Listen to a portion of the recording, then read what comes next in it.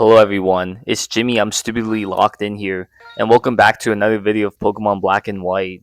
In the last video, we completed the 4th set of the Battle Subway Super Single Line Chain, battles 22 through 28, and today we're just going to be continuing on with the streak with the 5th set in the Battle Subway Super Single Line Chain, battles 29 through 35. Yeah, the battles are only going to get harder and harder from now on. Like, each battle in the Battle Subway, or Battle Tower, or Battle Frontier for that matter, is super intense. It makes me really nervous, especially since I'm recording it live and I can't look up any of the opponent's movesets, or EV spreads, or natures, or anything like that. So I pretty much have to just play every single battle and every single turn blindfolded, which makes the battles much more difficult and stressful in my opinion. But anyway, here's battle number 1 of this 5th set, and the first Pokemon that we have is a Heracross. So I'm just going to use Shadow Ball on it, see if I can at least 2-hit KO it. And I got a critical hit on it, and it was able to increase its speed with South Berry, which is going to make it faster than me. Not good. And it's going to use Mega Coin against me, which I believe Gengar quadruple resists it. And wow, I'm surprised that it used Endure on the next turn. I thought it would use like a Dark type move like Night Slash against me, which would have for sure knocked me out, since on the second turn after the South Berry it's faster than me. But no, it's only going to use Mega Horn against me, which Gengar can actually easily survive since both Ghost and Poison resist Dark. So yeah, I was able to knock out that Heracross, and now I'm going to use Destiny Bond against this Blaziken.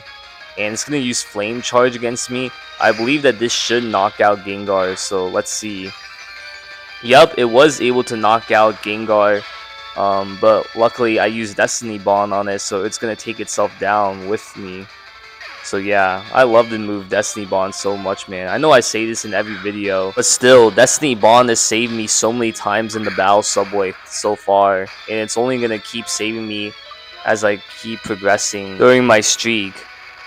And yeah, the last Pokemon that this Black Belt trainer is going to send out is a Bastiodon, and I'm going to use Earthquake against it, and it was able to actually endure the hit. Because it has a Sturdy ability, right? That makes sense. And it's going to use Curse on me, which is completely pointless since it's about to get knocked out. So yeah, I'm not sure why it wouldn't just attack me right there. But hey, I'm going to knock it out next turn with Earthquake. So yeah, that's battle number 1, guys and girls, of this 5th set of the Battle Subway Super Single Line Chain. So yeah, first battle wasn't so bad. As I was saying, about Destiny Bond and Gengar, come to think about it, I could have easily replaced Starmie on my Pokemon Heart Gold Soul Silver Battle Tower team with Gengar, since Gengar can pretty much do very similar things as Starmie does in Gen 4. But hey, I already got over 300 wins in the Pokemon Heart Gold Soul Silver Battle Tower, and I got almost 250 wins in the Pokemon Diamond Pearl Battle Towers with Starmie on my team. So hey, I can't really complain too much there, and I can't be bothered to replay any of the Gen 4 Battle Tower or Battle Frontier facilities in order to improve my streaks, because it's very unlikely that I'm going to get a higher streak than what I already got in them. So yeah, but anyway, battle number 2, Beartic.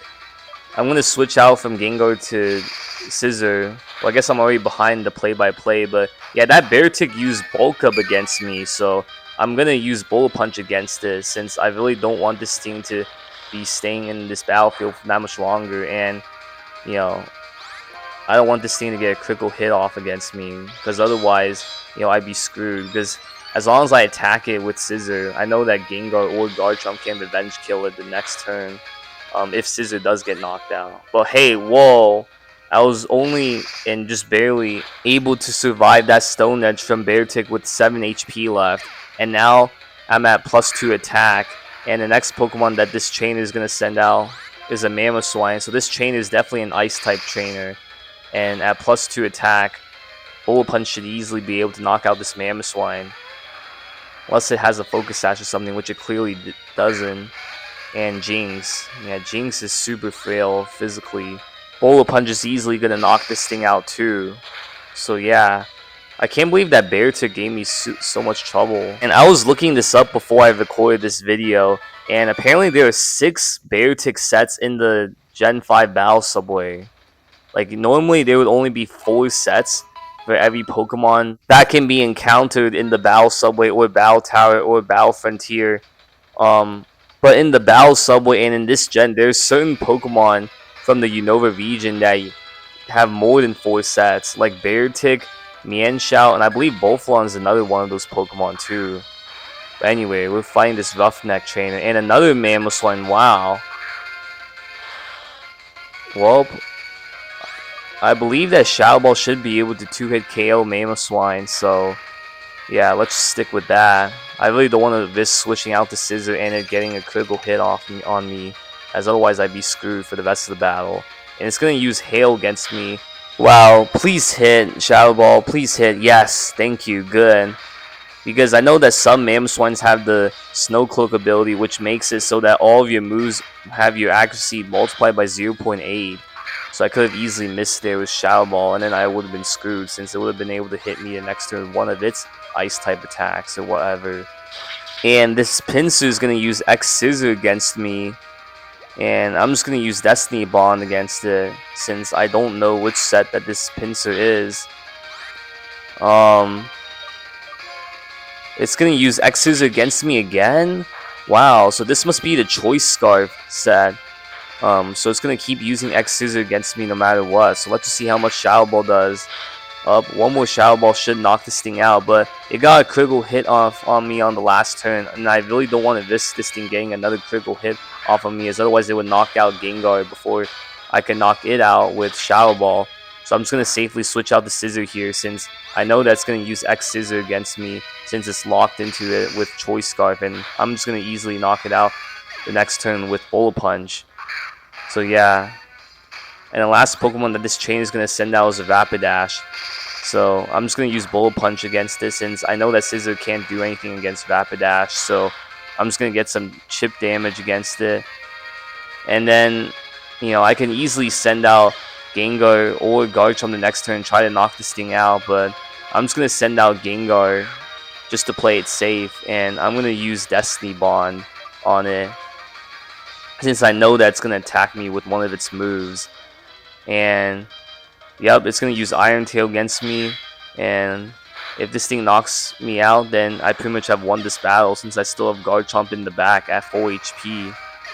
So yep, it was able to knock me out. And there you go, win number 3 in the 5th set of the Battle Subway Super Single Line Train. Yeah, the reason why I sent out Gengar instead of Garchomp against that Rapidash is because I know that one of the Rapidashes in the Battle Subway has the item Bright Powder, which makes it so that one of your moves can actually miss at 100% accuracy. Like Bright Powder multiplies the moves that you use against it by 0.9, kind of similar to how, like I said earlier in the video, how the Snow Cloak ability multiplies the accuracy of the moves that you use against Mamoswine or Ice-type Pokemon that had that ability by 0.8. So I could have easily missed with Earthquake against that Rapidash, and then it would have been able to hit me with Iron Tail or Horn Drill, one of its other moves, which wouldn't have been good at all. But yeah, battle number 4 of this 5th set, and the first Pokemon that this chain is going to send out is Zigeuter, which is a Psychic type Pokemon. So I know that I'm definitely going to switch out to Scissor on this turn, since Scissor just destroys this thing with Bug Bite, since it's 4 times super effective against it. And Quagsire, wow. I don't know what moveset this Quagsire has, so I'm just going to use Swords Dance on the first turn, since I know one of the Quagsires in the Gen 5 Battle Subway has the move Counter, and I really don't want it to use Counter against me if I use the move like Bug Bite against it first. And it's going to use Stockpile, which is going to raise its defenses, so I'm just going to attack it now with Bug Bite, see how much that does. And it used Stockpile again, so I most likely will have to use... Okay, I just used Bug Bite against it again, and let's see if it can 2-hit KO it, which it didn't, but it's going to use the move Swallow, which is just going to restore its health back, but then all of the times that it used Stockpile is going to wear off. And not only that, but its defenses and special defenses sharply dropped after that, so wow. That's really interesting. I've never seen anything like that in any Pokemon game ever.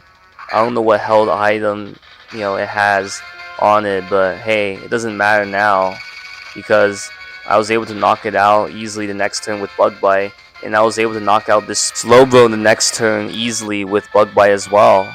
So yeah, I'm not sure if at +0 Bug Bite could have knocked out that Slowbro out in one hit, barring a crit, but that's why Swords Dance is a great move to teach Scizor or any Pokemon on your team that can learn that move.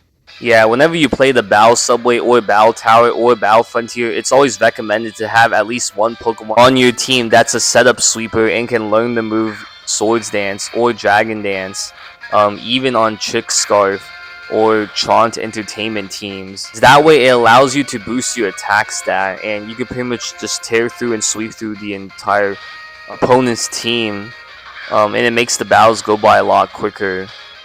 But anyway, battle number 5 of this 5th set, and the first Pokemon that this trainer is going to send out is a Cradily, and it's going to use Protect against me right when I switched from Gengar to Scizor. So yeah, that was pointless, and it keeps using Protect against me, so I'm just going to use it as a setup fodder and use Swords Dance on it. And now I'm going to attack it with Bullet Punch. And even at +2 attack, Bullet Punch wasn't able to knock out this Cradily in one hit, and it was able to use Earthquake on me the next turn. Not good, but hey, I guess I, underestimated this Cradily. But I guess it doesn't matter now since Cradily is down, and I'm at +2 attack and Nidoqueen. Okay, I'm going to use Bullet Punch against this since I don't think that Scizor is faster than Nidoqueen. And yup, I knew it. And it's going to use Flamethrower against me. Wow. I really should have looked up this trainer's movesets. But that's what happens when you play every battle and every turn blindfolded in this Battle Subway streak.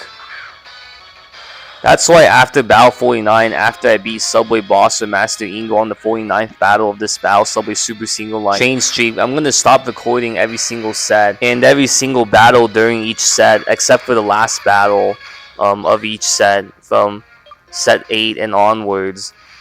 That's only because I have the VS recorder item that I got when I first entered the Battle Subway station, which allows you to record one battle during each set in the Battle Subway, no matter which chain line that you do.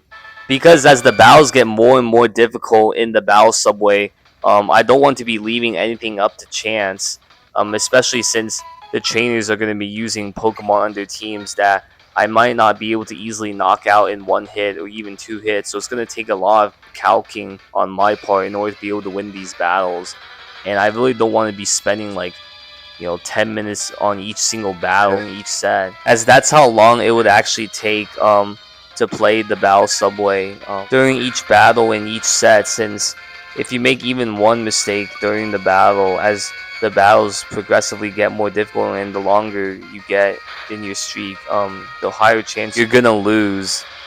So yeah, battle number 6, Marowak. These things have really high physical attack stat and physical defenses, but luckily its special defenses aren't that good, so I can just 2-hit KO it with Gengar here. And luckily it's pretty slow too, so Magnetric, wow. I'm just going to use Destiny Bond against it. Oh, but it outspeeds me. And it's going to use Thunder against me, which is going to knock me out. Wow.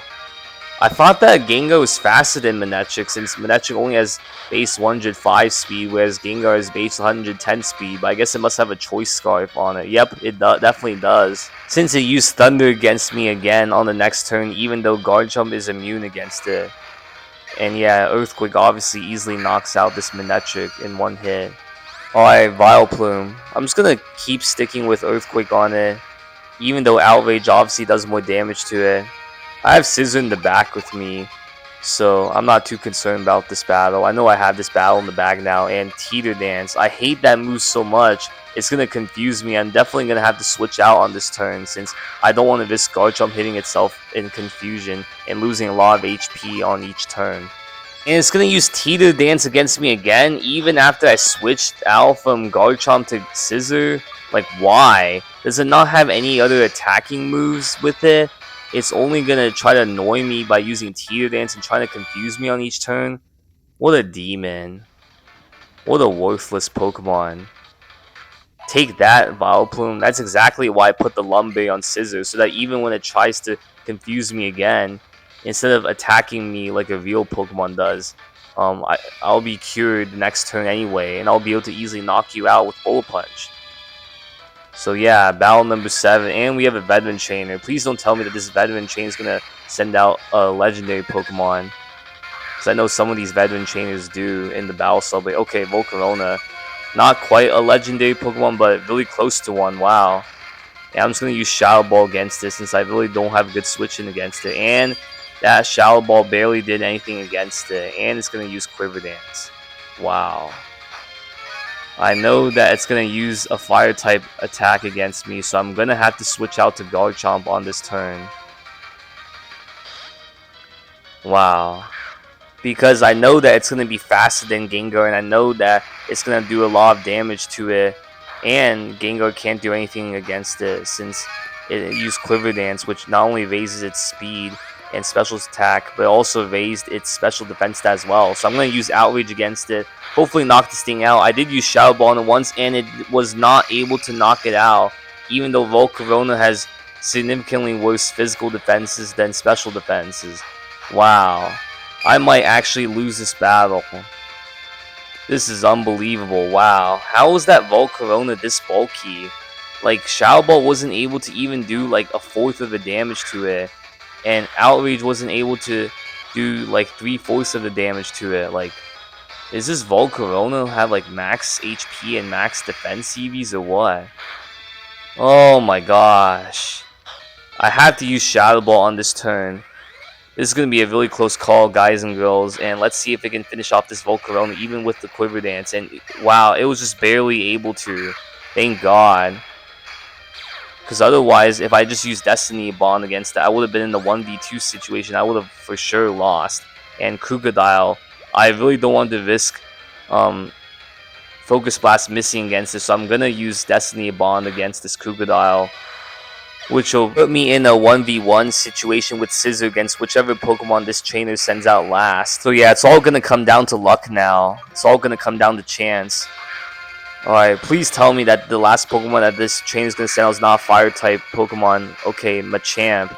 I might or might not be able to knock this thing out in a 1v1 situation. This is going to be a really close call. Okay, close combat. Please survive this Scissor. I know you can take one close combat. Good. And it's going to lower its defense stat. And it's burned now, although it didn't take any damage from the burn. Alright, Bullet Punch. Please knock this thing out. Yes! Wow, I can't believe it. I actually knocked out that Machamp out with Scissor. I was only down to Scissor left. I was so lucky that the last Pokemon that she sent out was a Machamp, which is a Pokemon that Scissor could have actually taken in a 1v1 situation. Wow, I'm definitely going to save this battle on my VS recorder for now. That was easily the toughest and luckiest battle that I've had so far in the Battle Subway. Like, I definitely should not have won that battle at all.